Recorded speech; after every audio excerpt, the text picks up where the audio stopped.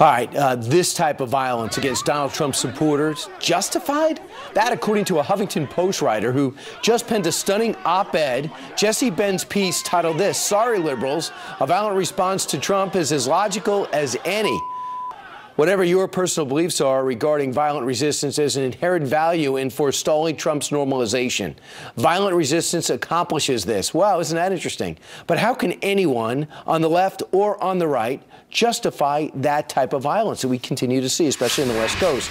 Here to weigh in is conservative talk show host and psychologist and behavioral expert, Dr. Gina Loudon. Dr. Loudon, you're somebody who knows about starting a movement that many people have a problem with, and that was the Tea Party. You see this violence happening, especially last week. What are you thinking?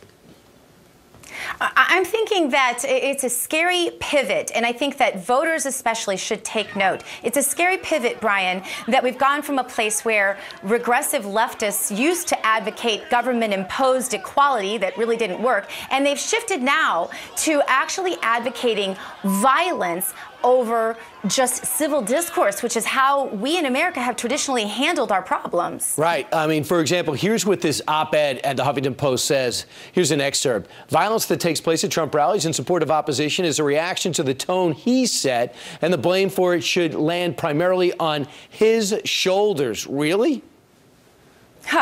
Well, you know, it's interesting. He uses the excuse, this blogger does, that this group, that Donald Trump and his supporters are fascists. He used the word fascism. And, Brian, I think that's really interesting because the definition of fascism is actually a political system where government controls business and labor, right, and opposition is not permitted. Under this regime of Obama, with Hillary's help, we all know, we have seen unprecedented growth in the size of government. Just look at our $19 trillion debt. And Hillary wants to expand the size of government, controls over businesses even further. What she is advocating is actually more closely aligned to the definition of fascism than anything that Donald Trump or his supporters are advocating. Real quick, Dr. Loudon, a lot of these guys, these people causing this havoc are the Sanders supporters. Is there something about socialism?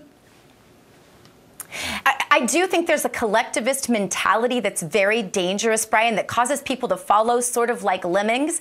And I think that, you know, when Hillary makes some suggestion that Donald Trump is going to be a dictator of some kind, they then rationalize in their mind behaving this way. It's not acceptable. It's not the American way. And people need to call him out for it right now. Right, on both sides. Let's just have people have rallies and stop with the violence. Dr. Gina Loudon, thanks so much. Thanks, Brian. Or else it's going to be an unbelievably violent next 5 months. Coming up straight.